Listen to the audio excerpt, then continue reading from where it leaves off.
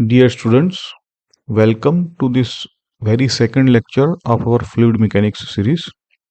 इस लेक्चर में हम दो कॉन्सेप्ट पे डिस्कस करने वाले हैं। पहला है एक तो डेंसिटी और उसके जो वेरिएशन है, जैसे किसी वेसल में दो अलग अलग डेंसिटी के लिक्विड है तो एवरेज डेंसिटी क्या होती है। जैसे हम ना काइनेमेटिक्स में total distance upon total time करते थे, वैसे ही यहाँ पे total mass upon total volume करेंगे। आसान कॉन्सेप्ट है, वो देखेंगे।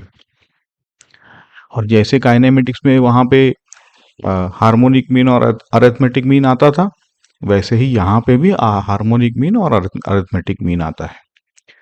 ओके, दूसरा है मैनोमीटर। जो यूट्यूब मैनोमीटर के प्रॉब्लम्स होते हैं एडवांस लेवल तक जाने से पहले, यहाँ पे हम उसका जो बेसिक स्ट्रक्चर है प्रॉब्लम को सॉल्व करने के लिए जो ज़रूरत है वो क्लियर कर लेंगे आज।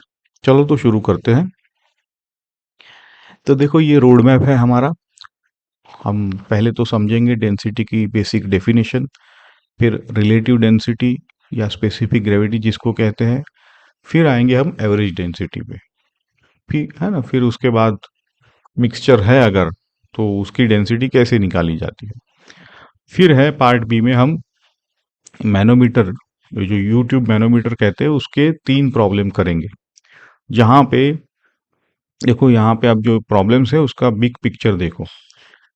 इनमें इन सारे प्रॉब्लम में एक स्ट्रेटेजी है, और नॉट ओनली इन प्रॉब्लम में, आगे भी ये बेसिक स्ट्रेटेजी रहती है कि एक हॉरिजॉन्टल लेवल हमें देखना रहता है जहां हम प्रेशर इक्वेट कर सके और प्रॉब्लम आसानी से सॉल्व हो जाता है। दूसरा है कि यहाँ पे आपको P equal to P not पर रो जी एच का ग्रिफ होना चाहिए, जो हमने लेक्चर 1 में क्लियर किया है। चलो तो देखते हैं। डेंसिटी को हम सिंपली डिफाइन करेंगे, मास per unit volume, that's it.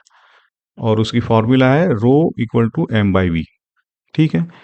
अब ये टेबल में आप सी जी एस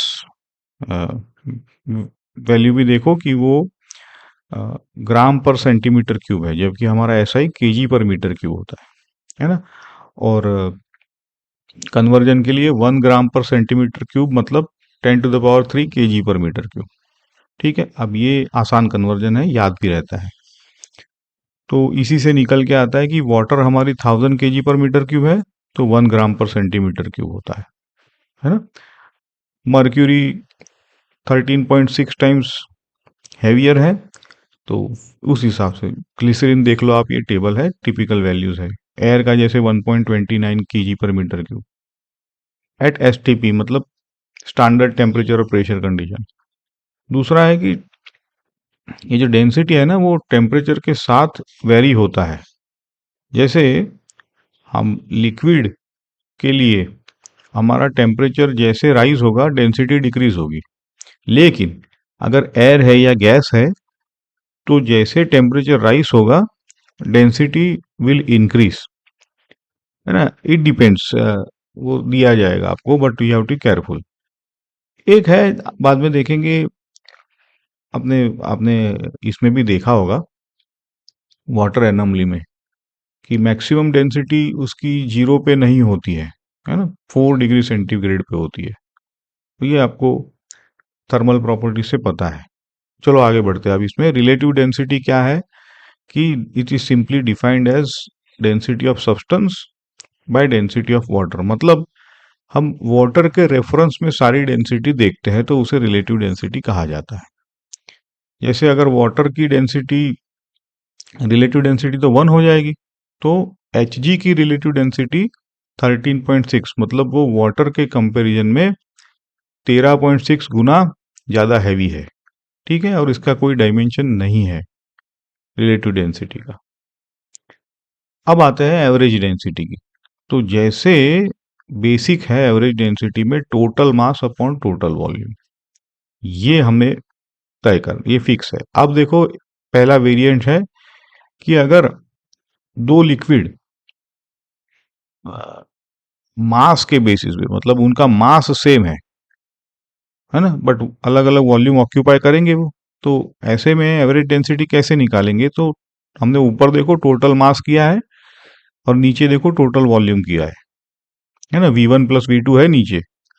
तो इससे अगर इक्वल मासिस के लिए हम कंपेयर करेंगे तो हार्मोनिक मीन निकल के आएगा, है ना, क्योंकि M1 इक्वल टू M2 है तो कैंसिल हो जाएगा।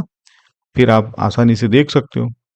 अगर V1 इक्वल टू V2 है ना, मतलब इक्वल वॉल्यूम के बेसिस पे उनको मिक्स किया गया है, तो देखो ऊपर अगेन टोटल मास है ये, नीचे टोटल वॉल्यूम है, और V1 इक्वल टू V2 है तो ये अरिथमेटिक की फॉर्मूला आ जाती है। ठीक है, तो अगर दो है ऐसे, है ना, दो प्रपोर्शन है, तो आप सीधा ये फॉर्मूला यूज कर सकते हो जेई में। लेकिन इतना है कि आप स्वैप मत कर लेना फॉर्मूला को, है ना, हार्मोनिक मीन की जगह अरिथमेटिक ना यूज करना। और अगर तीन प्रोपोर्शंस है तो फिर आपको बेसिक डेफिनेशन से जाना है कि total mass upon total volume. ठीक है, जैसे यहाँ पे एक न्यूमेरिकल दिया है आपको फॉर योर अंडरस्टैंडिंग कि वाटर की डेंसिटी है, ग्लिसरीन की डेंसिटी है ना, रिलेटिव डेंसिटी यहाँ पे लिया है, तो एवरेज डेंसिटी हम कैसे निकालेंगे। ठीक है, इसकी भी देखो, हम आगे प्रैक्टिस जब करेंगे तब आपको पता चलेगा कि you need to do it, है ना। आ, आसान तो है लेकिन गलतियां होती है। चलो आगे बढ़ते हैं। अब एक कॉन्सेप्ट आगे हम जब करेंगे बॉयंसी की चीजें, तब है कि आप किसी चीज को पानी में रख दो तो लाइट फील होता है, तो इसी को अपरेंट डेंसिटी बोलते हैं, है ना। तो एक्चुअल डेंसिटी, रियल डेंसिटी जो है वो कभी चेंज नहीं होती है, but it is simply called as apparent density because it feels lighter, that's it. अब आते हैं हमारे यूट्यूब मैनोमीटर पे। पहला प्रॉब्लम है, आसान है। आप क्या करो कि पहले तो पॉज करके इस प्रॉब्लम को, स्टेटमेंट को समझो, ये स्केमेटिक है उसको देखो, है ना, फिर हम इसको सॉल्व करेंगे। तो देखो कहा यह गया है कि प्रॉब्लम में कि वाटर है यूट्यूब में, और एक लेस डेंस लिक्विड है। ठीक है, अब ये लेस डेंस लिक्विड जो है वो राइट कॉलम में आपने डाला है, और पूछा है कि जो रो एक्स है लेस डेंस लिक्विड का, इस has to be equal to rho W H W by H x. दिखता बहुत ऐसा लग रहा हो, लेकिन आप जब प्रॉब्लम सॉल्व करेंगे तो देखेंगे कि ये तो आसान है।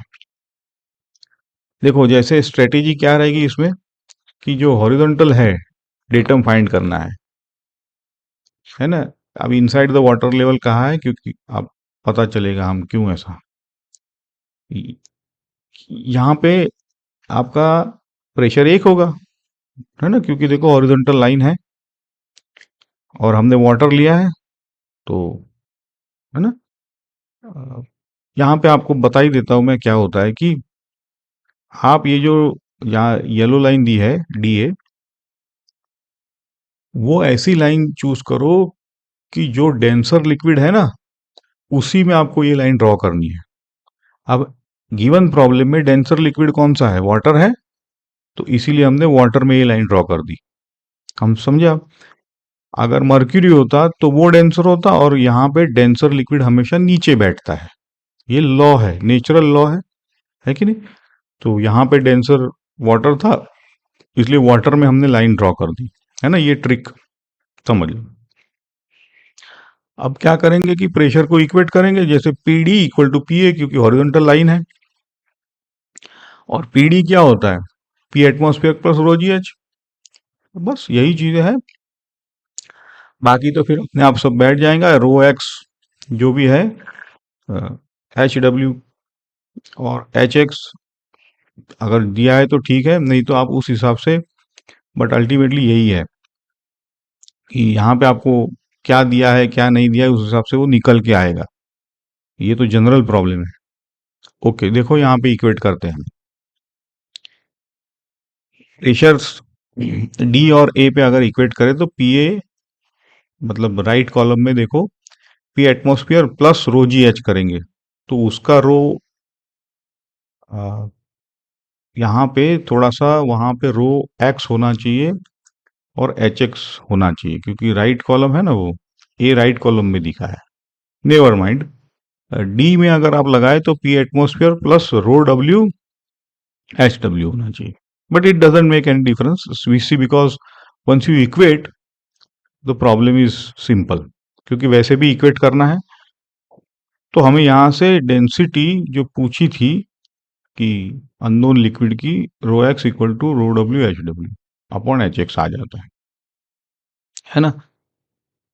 तो ये क्या आपको समझ में आ रहा है यहाँ पे? आप देखो, अब थोड़ा सा गौर से देखोगे तो ये जो प्रोडक्ट है ना, लेफ्ट और राइट में, रो टाइम्स एच, वो ही हम इक्वेट कर रहे हैं। और रो टाइम्स एच देखा जाए तो, अगर देखा जाए तो it is what, we will see that if rho is constant then it is volume conservation, not here, because दो अलग अलग लिक्विड को हम product, but I am trying to hint, ये नेक्स्ट प्रॉब्लम में आएगा। एनीवेज, फिजिकल इंटरप्रिटेशन ये है कि अगर डेंसिटी कम है तो आपकी हाइट ज़्यादा होगी, और अगर डेंसिटी ज़्यादा है तो उस कॉलम में हाइट कम होगी, क्योंकि रो जी एच है ना, उतना ज़्यादा लगता है तो प्रेशर मिल जाता है। होप आप पॉज करके एक बार देख लीजिए, नेक्स्ट प्रॉब्लम पे जाते हैं अब। अगेन आई रिकमेंड कि आप प्रॉब्लम्स को ढंग से पढ़े एक बार, फिर मैं आपको प्रॉब्लम पे डिस्कस करेंगे। चलो, तो यहाँ पे भी ये जो मैनोमीटर है उसमें ग्लिसरीन लेफ्ट आर्म में है, देखो ग्लिसरीन की डेंसिटी ज़्यादा है। राइट आर्म में ऑयल है जिसकी डेंसिटी कम है कंपेयर टू ग्लिसरीन, और उसमें पहले से मर्क्यूरी पड़ा हुआ था, है ना। तो जैसे मैंने कहा, मर्क्यूरी कहाँ जाएगा? नीचे ही होगा। कहा है कि आप ऑयल को उतने तक पोर करें कि जो ग्लिसरीन के लेवल तक आ जाए। ठीक है, दोनों का लेवल एक है। तो अब ऑयल का कॉलम है, उसको लेंथ मतलब एक्स फाइंड करना कहा है। तो पहले तो आप सोचिए कि मर्क्यूरी कहाँ पे दबेगा। लेफ्ट में जहां पे ग्लिसरीन है वहां पे नीचे जाएगा, क्योंकि उसका वेट ज्यादा होगा, है कि नहीं, ग्लिसरीन हैवी है। इसीलिए देखो कि मर्क्यूरी राइट कॉलम में थोड़ा ऊपर ऊपर उठा हुआ है। बस यही आपको समझना है। बस फिर तो क्या है, जैसे मैंने कहा कि जो डेंसर लिक्विड है ना, उसमें हम प्रेशर इक्वेट करेंगे। तो हमने यहाँ पे जो रेड लाइन है बीई, वो रेफरेंस लेवल लिया है। ठीक है, वहां पे हम प्रेशर इक्वेट करने वाले हैं। ओके, और फिर जैसे ए बी 10 तो दिया हुआ है, अगर जो ऑयल है उसको एक्स कहेंगे तो डी हमारा निकल के आएगा 10 - x, है ना, क्योंकि वो हमें चाहिए होगा प्रेशर इक्वेट करने के लिए। चलो, अब पहले before we equate the pressure we will simply do the volume conservation thing. Volume conservation, चलो यहाँ पे पहले प्रेशर ही इक्वेट कर लेते हैं। प्रेशर हमने राइट कॉलम में देखो कैसे लिखा है, ऑयल का प्रेशर और एच जी का प्रेशर, क्योंकि देखो कॉलम में तो दोनों है, ऑयल भी है और मर्क्यूरी भी है ना, तो दोनों का रो जी एच लेना पड़ेगा। तो ऑयल का रो जी एच क्या लिया है हमने? ऑयल का लेंथ, ऑयल की डेंसिटी और जी। सिमिलरली मर्क्यूरी का एच है 10 - x, मर्क्यूरी की डेंसिटी, और दोनों साइड से अगर ओपन टू एटमॉस्फेयर है तो पी एटीएम कैंसिल हो जाएगा, इसलिए हमने पी एटीएम लिखा नहीं है। और ग्लिसरीन के साइड देखो, उसकी लेंथ 10 थी, जी 1. अरे डेंसिटी 1.3 थी और जी से, तो यहां से आपका एक्स निकल के आ जाएगा 9.6। अब जो मैं कह रहा था कि हम वॉल्यूम कंजर्वेशन से भी करेंगे तो वो नेक्स्ट प्रॉब्लम में देखेंगे। यहाँ पे सिंपली ये 10 माइनस एक्स डी क्यों है, वो जो मैंने समझा है वही है, क्योंकि ग्लिसरीन का वेट ज़्यादा है तो वो पुश अप करेगा राइट साइड में, है ना। हाँ, और अगर वॉल्यूम कंजर्वेशन से भी देखे, जो हम नेक्स्ट प्रॉब्लम में देखेंगे, तो भी आपका डीई 10 - एक्स आ जाएगा। हम बताता हूँ वॉल्यूम कंजर्वेशन नेक्स्ट प्रॉब्लम में देखेंगे, इस प्रॉब्लम में। आ, तो वॉल्यूम कंजर्वेशन का कॉन्सेप्ट यही है कि मर्क्यूरी तो इनकॉम्प्रेसिबल है, तो जितना लेफ्ट में पुश करोगे उतना राइट में राइज होगा, बस इतना ही है कॉन्सेप्ट।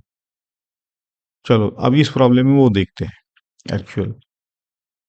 आप पॉज करो। ठीक है, तो चलो, होपफुली आपने समझ लिया है कि यहाँ पे पहले मर्क्यूरी पड़ा हुआ था, है ना। दोनों के डायमीटर दिए हुए, एक बड़ा डायमीटर एक छोटा है। फिर आपने उसमें एक छोटे डायमीटर वाले में वाटर डाला है मर्क्यूरी के ऊपर 70 सेंटीमीटर। तो क्या होगा कि वाटर की वेट की वजह से थोड़ा मर्क्यूरी लेफ्ट साइड में पुशअप हो जाएगा, है ना। तो यही पूछा है कि कितना ऊपर जाएगा और कितना राइट साइड में नीचे आएगा। ठीक है, फिर पूछा है कि आप अगर स्वैप करो, मतलब लेफ्ट साइड में जो वाटर डाला था उसके बदले राइट में डाला था उसके बदले लेफ्ट में डालोगे तो क्या होगा। आसान है, चलो पहले पहला प्रॉब्लम करते हैं। तो यहाँ पे की आइडिया यही है कि जो भी वॉल्यूम डिस्प्लेस होगा वही वॉल्यूम राइज या ड्रॉप, वही वॉल्यूम होगा। एक बाजू पे राइज होगा तो एक बाजू पे ड्रॉप होगा। दूसरा है, जैसे मैंने कहा कि हम प्रेशर को इक्वेट करेंगे। कहाँ पर इक्वेट करेंगे, तो डेंसर लिक्विड में। डेंसर कहाँ है, मर्क्यूरी नीचे होता है। तो ए बी जो है वही है, तो यहाँ पर हम प्रेशर इक्वेट करेंगे। ओरिजिनल देखो कहाँ पर था, लिखा हुआ है आपको, है ना। जैसे ही पानी डाला तो ओरिजिनल से नीचे आया मर्क्यूरी। ओके, तो देखो यहाँ पे पहले वॉल्यूम कंजर्वेशन करते हैं। वॉल्यूम कंजर्वेशन ये है कि लेफ्ट वाले को एरिया A1 का है, तो A1 into x has to be equal to y into A2, है ना, क्योंकि डेंसिटी तो कांस्टेंट है। तो यहां से आपको y और x का रिलेशन मिल जाएगा। Hope you agreed this. आप प्रेशर इक्वेट करो ए बी लेवल पे। तो ए बी लेवल पे राइट साइड में तो वाटर है, 70 सेंटीमीटर है, तो वाटर की रिलेटिव डेंसिटी 1 ले ली है। और लेफ्ट में मर्क्यूरी है, तो उसका जो हाइट है वो तो x प्लस वाई हो जाएगा, टाइम्स 13.6। यहाँ से x प्लस वाई, तो दोनों अब मिल गए, तो हम अब दो इक्वेशन दो अननोन तो कर ही सकते हैं। तो हमें ऐसे x हो रहा। अब दो सेकंड प्रॉब्लम पूछा था ना, वो आप आप अगर थोड़ा सा सोचोगे तो और कुछ नहीं होने वाला है, स्वैप हो जाएंगे आंसर, बस इतना ही है ना। एक्स प्राइम वाई प्राइम करके आप करोगे तो आपका एक्स प्राइम इस केस में 4.8 आएगा। समझ रहे हो आप बात को, क्योंकि नेचुरल है, इट्स वेरी नेचुरल। तो अब एक्स प्राइम क्या है ये समझो, कि एक्स प्राइम जो राइट साइड में जो उठा है लेवल, वो एक्स प्राइम है ना। जब हमने एक्स को लेफ्ट में लिया था, वो अब वाई राइट में जब स्वैप किया है तो उसको एक्स प्राइम कहा है, और लेफ्ट में वाई प्राइम कहा है, इसलिए वो स्वैप हो गए। समझे। अब स्वैप क्यों आए वो समझा है यहाँ पे, कि अगर हैवी है तो उसका कम ही डिस्प्लेसमेंट होगा, और क्योंकि एरिया ज़्यादा है उसका, और दूसरे का एरिया कम है तो वो ज़्यादा उठेगा, बस इतना ही है। ओके, तो ये समरी है हमारी कि डेंसिटी क्या है समझ लिया, रिलेटिव डेंसिटी क्या है, डेंसिटी के हार्मोनिक मीन और अरिथमेटिक मीन ले लिया। फिर यूट्यूब मैनोमीटर कैसे सॉल्व करते हैं कि रेफरेंस लेवल ले लो और वो inside the denser liquid equate करो, बस आसान प्रिंसिपल बताया आपको। फिर तो प्रेशर इक्वेट करके आपका सॉल्व हो जाएगा, है ना। ये ट्रैप है कि हार्मोनिक मीन और अरिथमेटिक मीन को एकदम से बिना नो कंफ्यूजन से स्वैप मत कर लेना। Reference level is always in the denser liquid, है, और denser liquid is always at the bottom in the U tube manometer. और जब कभी भी कितना डिस्प्लेस हुआ है पूछा है तो हम सीधा वॉल्यूम कंजर्वेशन लगा सकते हैं, जैसे हमने यहाँ पे x(a1) y(a2) लिया। अब इसके बेसिस पे ये क्लैरिटी है तो हम पास्कल्स लॉ भी समझ सकेंगे और उसके एप्लीकेशन भी देखेंगे, ठीक है। अब इम्पोर्टेंट पार्ट आता है आपका कि आप ये जो प्रॉब्लम्स दिए हैं खुद से करो without looking for the solution, try it once और ट्वाइस। दोनों लेवल के प्रॉब्लम दिए आपको, एनसीईआरटी लेवल के और एडवांस लेवल के, है ना। तो keep in touch and we will now start Pascal's law and its application. Thank you.